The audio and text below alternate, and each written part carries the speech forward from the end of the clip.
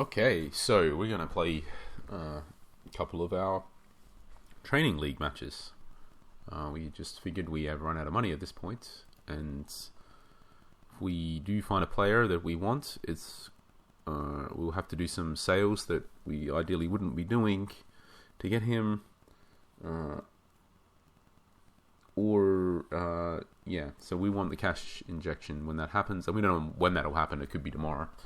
So we figured we should just, and at the end of the day, we're not going to be able to pick up the ML that we need anyway because we don't have any money to get them. Basically, so at this point, we figured we might as well start playing the matches. So if we do get to a point where we want to buy a player, that we may only have to, end up playing 8 matches or 6 matches or 4 matches or whatever the case is at the time that's left. So we figured we'll play a chunk of them now.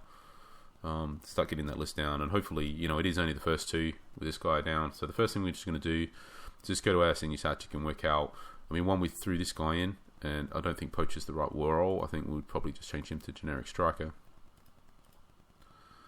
And the other thing is we got this ML. So I think realistically we do need a left-sided player. We got 2 options. We can either play an AML or a DL. Now the AML obviously is the one that would keep the tactic most how it is, and the DL would be totally something different to what we've been doing. At this point I feel like we just want to continue to refine this out, so it probably makes sense to go with the option that's not totally different to what we've been doing. So I think the thing is, if he's up, and I think it's going to be this. This is the guy we've typically been doing. We probably want the other AML on the bench. So if he's going to go on the bench, then the question is who isn't. I think we can probably sacrifice. The striker we definitely want as an option.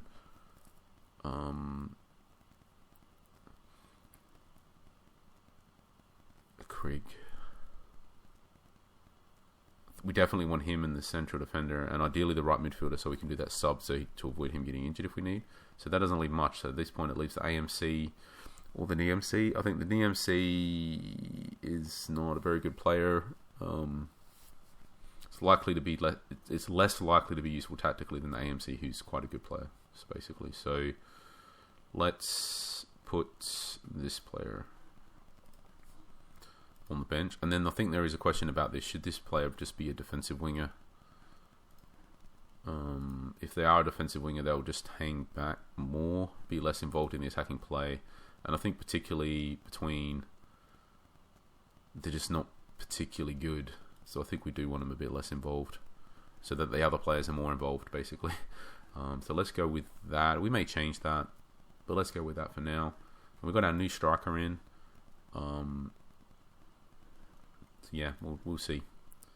So let's go Senior League and play our match.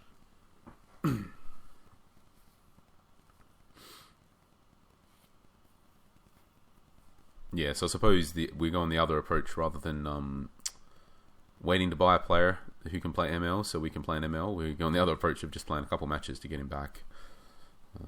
Obviously, there's a pretty good chance that... at the end of the day, as far as the squad construction and whatever stuff, it's not like anything is bad here, so to speak. Like we can just change things and play. Because the other option is to play the DL and put him as a wing back. To be honest, the DL is a better player, so probably we should be doing that. Do we get it in time? It's interesting. Let's just try that. Let's just try that to be different. Ideally, we wouldn't be trying something, making a last-minute decision like this, like for a league match, but it is just a training league match, so the results don't really matter. So, too much, we will end up in the bottom division regardless of those results, so we're not going to stress too much about that. Obviously, if it was a proper league match in future seasons, we should not be doing something like this at the last minute. If it doesn't work too well, I'll put the other guy on the bench, so we can just swap it over to the other way.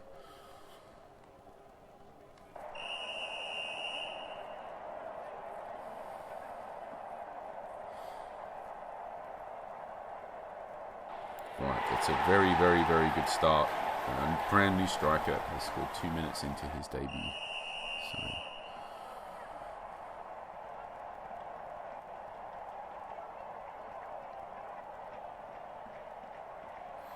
So that's, yeah, again, it's a weird one to say. It's not an ideal situation that they managed to, but that's the thing. That's the situation to some degree we're encouraging. We're encouraging to go that side, and that defender's really slow. So he did get beat, he did catch up or whatever, and he made the tackle, and at the end of the day, he's the one with the 80 tackling. So it's kind of looked super. It looked like not a good situation to be giving up, but at the end of the day, like, our tactics intentionally giving up that situation, basically. And just hope that, generally speaking, they those type of perfect through balls, that they don't do them too often, pretty much. Alright, this is our new player on. Yeah, you can sort of see, like, there was a problem, like, because he ideally, as far as the build-up his play, like the box-to-box had it, and ideally he's passing it back to the fullback, and ideally instead he would have been passing it forwards to the ML. So there is a build-up issue here, but you know, we should also be more defensively solid because of it, having the fullback back there. So and if you have to pick, let's say, the fact that you have some build-up issues but you're more defensively solid, it's not the worst position to be in when you're winning a match 1-0. So we will leave it on the basis that we're winning, basically. If we weren't winning, we might look to change that. Maybe not now, straight away. We'll probably at least, wait a little bit longer to do it. But anyway, we are winning, so we're not going to change that just yet.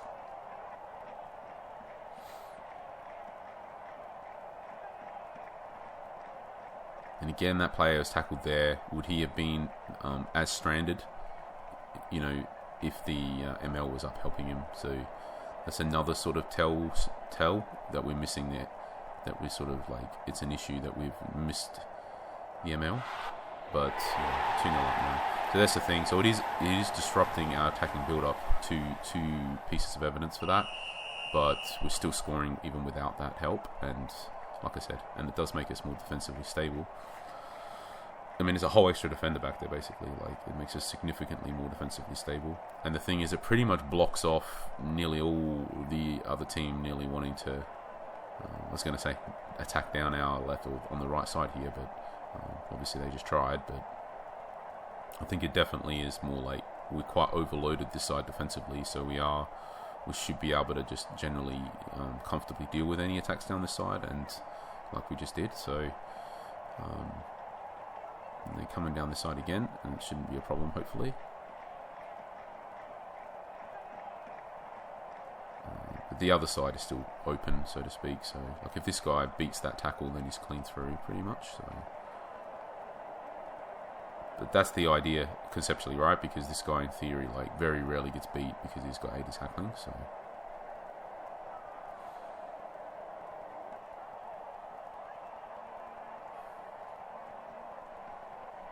And then there's another little bit of evidence here that you could see that because there was no other player back here, when this guy was dribbling down here and got tackled, there's like one less option that kind of ended up like in or around the box to sort of pass the ball to. So it's not, I'm not saying that he would have necessarily passed it there. I'm just saying, like, the other two pieces were stronger, like, examples. There's a weaker example, but it all makes a difference, because it isn't just obviously he may have not change what happened there specifically, but if he did end up crossing it, obviously then it's one extra target. So here's an example, because if the ML was sitting around here, like, that space was completely open. So it is, you can see it is like it is making a difference to our attacking build up, but the thing is, we still scored twice without it. Like, that's the thing, and it does make us more defensively stable. It's interesting, basically, because it's like, I don't. It's just interesting that maybe, like in the future, for example, a tactical change that we could make to close matches out would be let's say, to move our ML to DL and put him on wing back. So, for example, in the future, we could have our ML, we do know that we want them to have more tackling generally. So if we get that ML, then we could also add the position DL to that same player, and then in matches we just have this. We can just make this change. So we're winning. This is one of our go-to changes to close the match out, basically. So we have learned quite a bit here. And actually, the team has been really defensively stable with that extra defender. I mean, it's not surprising, right? Like, it's a whole extra player back there, basically. So, yes, that player does track back to defend, but that is different to having somebody already there. It's all about balance at the end of the day with a lot of this stuff, and it fundamentally alters the balance of this tactic. It makes it fundamentally much more defensive in nature and much less attacking in nature. It shifts the balance, basically. Which is what I'm saying. From a tactical perspective, that's good, because we don't even necessarily need different. It can just be our left midfielder going forwards as long as they're good at tackling, and we want that anyway. So, I mean, the thing is it has a cascade. Like, it's not all bad. So the thing is, without the ML up there, it also means that the striker naturally ends up a little bit more isolated than they otherwise would. So when it creates more, like, it incentivizes the type of situations to be created where the striker needs to sort of do for a long ball to be hit to them, because the ML just isn't there as an option. So the players who want that option, like the players who need to do something, are more chance to launch it to the striker. And in this particular game, like, I think at least 2 of these, maybe 3. I've been talking a lot, sorry, and focusing on other stuff. But I think potentially all 3 of these goals have been the result of of those types of balls, basically, like through balls to them, launching it to them, sort of thing. So, like that, basically. So, now in this particular example, because the ball was on the right side, it's unlikely that that goal, for example, still totally could have happened, even if we had a left midfielder. It wouldn't have impacted that. But perhaps at least one of these other 3 goals, even as many as all 3 of those, might have been impacted by that. As in, like, that chance never would have happened to begin with if the ML was on the pitch, because the ball might have been worked around more instead, type of thing. So, just need to try and keep an eye out for these things. So they're all not. It's not that obvious, basically. So, right, I think it's time to sub this striker off. And our left back's getting a bit tired, but we can leave him on for now. I don't think it was a failed experiment at all. It's super. It's weird. Some very an injury and a very last-minute decision like that has potentially given us, like, a really strong long-term weapon to use for tactical changes in matches. So it's, like, pretty cool from that regard. I don't think it was the most illogical conclusion, though. I feel like we would have arrived at that conclusion at some point, regardless. Like the idea, for example, that your team is going to be more defensive if you play fullbacks instead of, like, wide midfielders or wingbacks or whatever. I feel like it's something that's naturally would have been tried. The issue is just a personnel issue, really.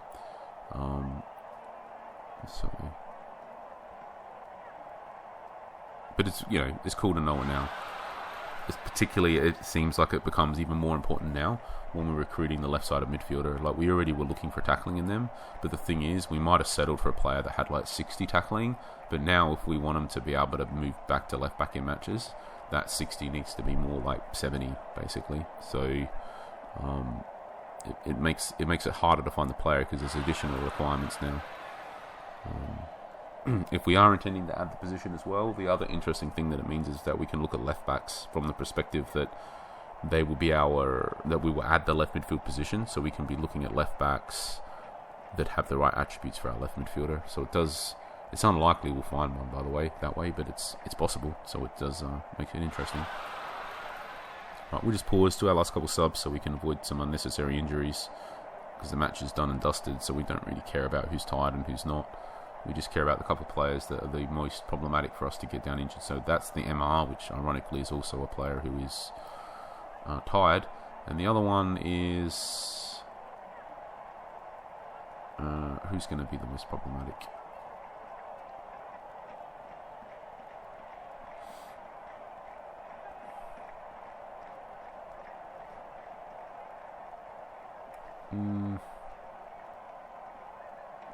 Probably one of the DCs, to be honest. So let's sub off just one minute.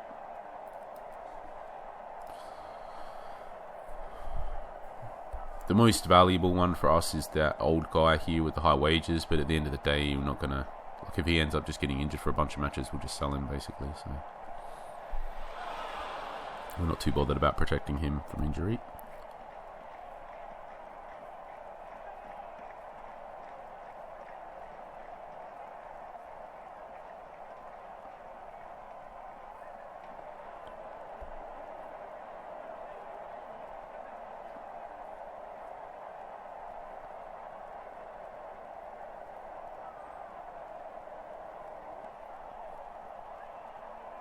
Be interesting in the stats to see what the DL did exactly.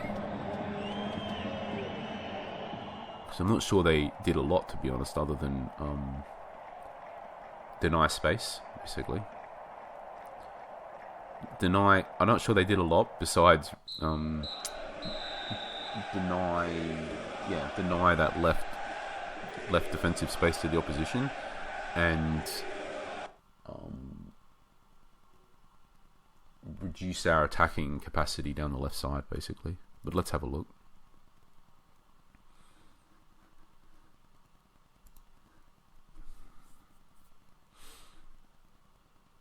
So he had some dribbling touches, so he did help move the ball. Like we didn't end up with no attacking capacity down the left, but it was reduced, basically. He did attempt 6 passes, 26 dribbles, did beat an opponent, attempted 1 tackle. So it wasn't a no interceptions, no headers. So the defensive presence for this guy was super weak. In fact, probably even weaker than what the left midfielder would normally have in regards to say presence. So in regards to the workload or whatever you want to call it, like the statistics. So normally our left midfielder would attempt more tackles, for example, and that stuff.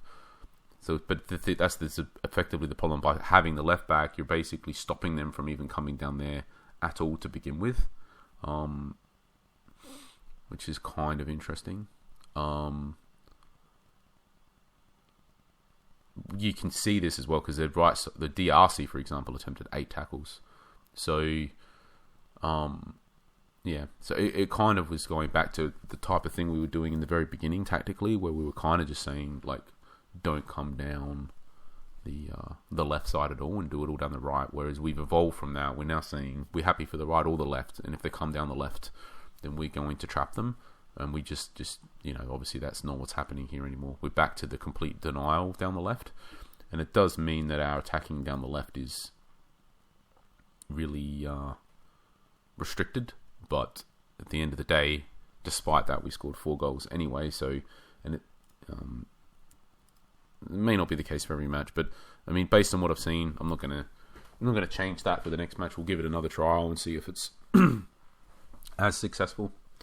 Basically, I think this is a good trial for us because this was the team that we lost the training league match against last time around. So we'll see if we can do better this time around.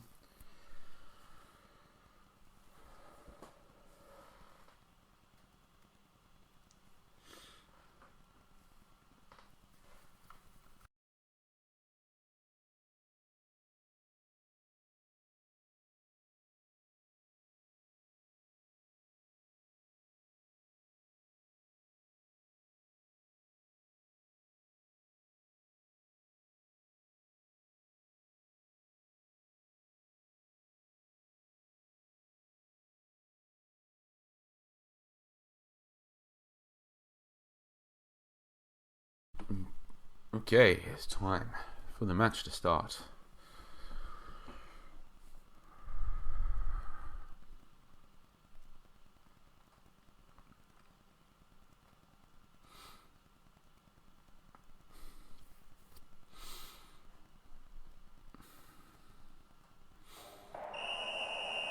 I'll try and do some of those tells again for like the difference that change has made. Just just for being constructive and helpful. Maybe I should have given a mohawk to the left back just so we could track him a bit better. Because these are the types of things you need to be looking for when you're making a tactic to work out what the issues and problems are, and when you're making changes, how they're actually impacting things. So this is really that's why I want to try and point it out a bit, because it's exactly the type of stuff you need to be looking for when you're making changes to your tactic. So I believe this is him here. He's now pulled up from the attack. So otherwise, if he was a left midfielder, he would have been more down here. So again, it's like if maybe that helps loads, and maybe it doesn't. But it's certainly an extra option for the build-up. No, this is not good. The play did come through the right here. So this is the thing. Now we're forcing all the play down the right. And yes, we want that guy to attempt the tackles. But the thing is, he didn't even get to attempt the tackle there because he was too slow. So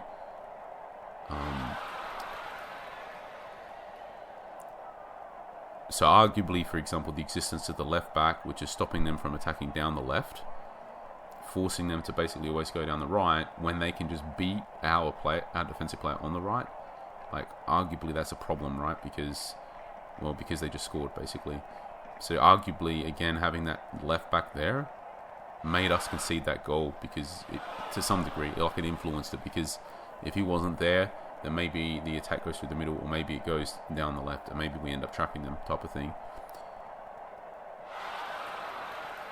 So I guess to try to quantify that a bit more, what I'm saying is we're kind of forcing them to always attack down the right, our right, so down the left here, and that's not a good idea at all if their attacking players that are there are capable of easily beating our defender that's there. Now it's going to go out of play, but he for sure was going to get there first. Need to keep that in mind as well.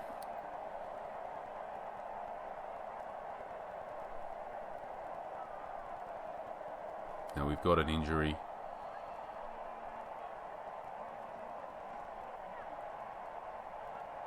Which is going to make things a little bit interesting in future matches. How we choose to deal with that one. I guess you could say that of every injury. A lot of injuries. Alright, cool. So we got another goal. This new striker. He's on fire. Like I said, we couldn't pass up on this guy. Like, he's going to be excellent at this level. Excellent, like, at least 1 or 2 divisions above this, and he's only 21 or whatever he is, so huge scope to get better as well. So this is massively problematic now. Both of the MCs got knocks. I think it's unlikely this guy's gonna sort of get enough condition back at halftime that he's not going to end up needing to be subbed off anyway at some point, so might as well just do that now. But yeah, this makes it pretty interesting, I guess you could say, for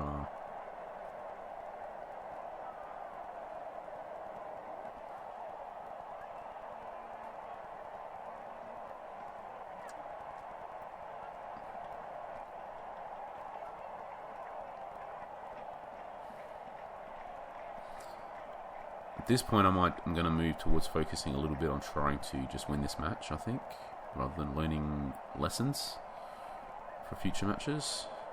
Just because I feel like that's probably the more interesting tactical exercise to do at this point.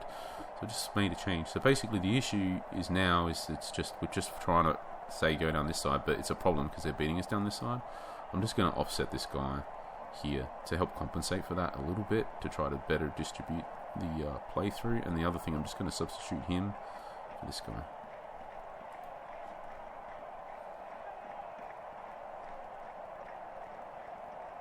Just moving that DMC across a little bit, just to provide a little bit of extra bit of cover and help on the right side.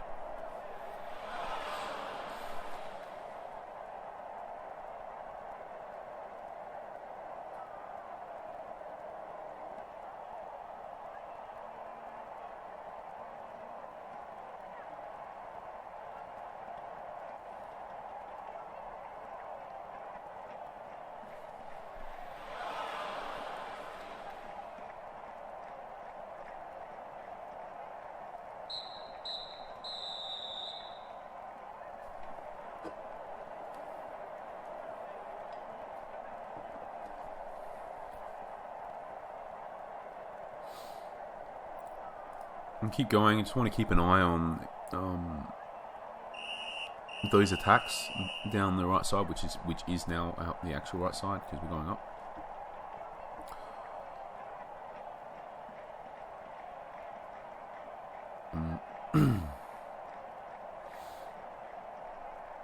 I mean, at this point, it's like we're still generally able to create a bit, and we're winning. So the focus is, because of the scoreline, the focus is primarily just on not conceding a goal at this point, rather than trying to score more.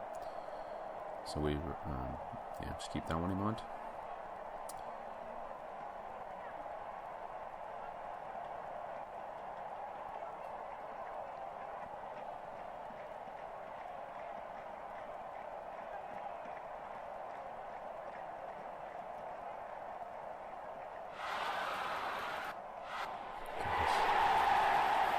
Hat trick.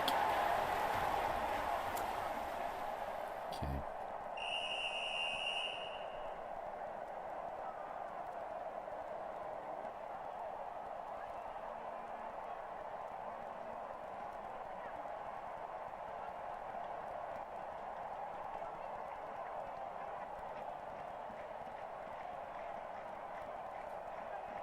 Feels like that. Yeah, so it's coming down our right here. And slow defender, so it's exposed again, but it's not too bad. The help was arriving. Like, they had to, the angle wasn't great. It's probably the type of chance you're okay to give up.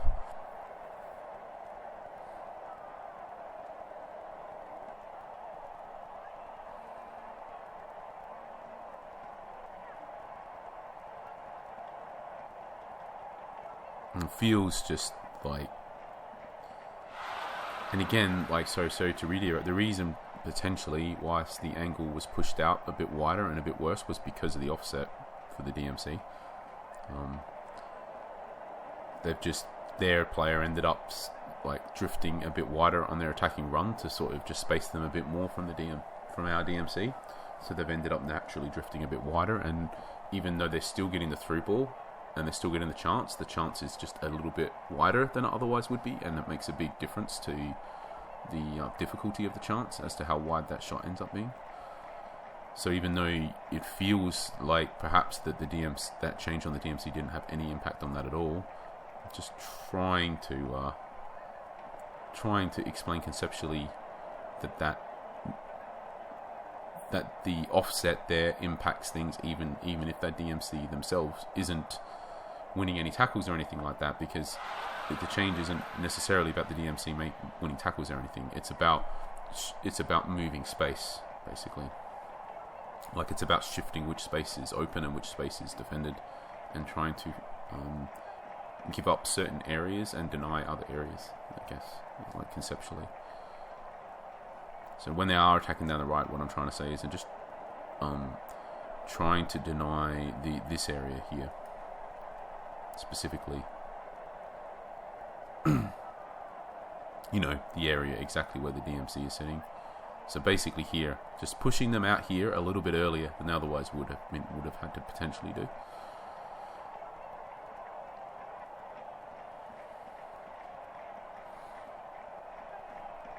I just hit the pause because I think it's time for our last sub, because I think we have won this game at this point. They have kind of looked almost like a toothless tiger, to be honest, from the moment that we've moved this offset. They haven't really created anything of note. We're just going to sub off our MR because it's a disaster for us if he gets injured. And probably the other thing you want to do is sub the striker. Is there somebody else that we care more about? Probably not.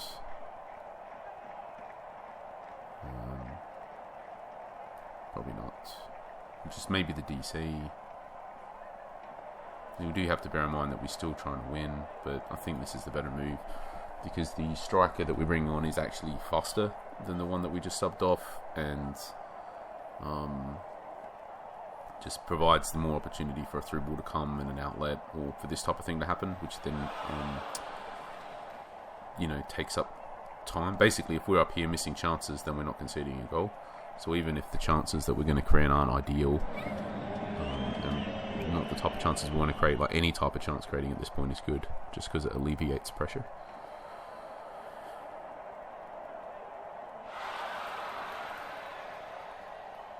So that could have been a goal for sure. So I would say that that's a dangerous chance.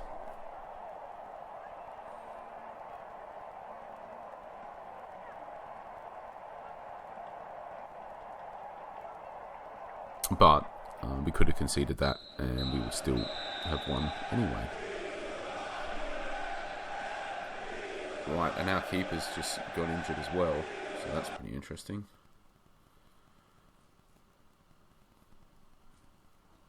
Okay, so this is just like a big an injury crisis all of a sudden. So that'll finish it up for this video, and on the next video we'll deal with the tactical changes because of the injuries and what we can do about that. So thanks for watching.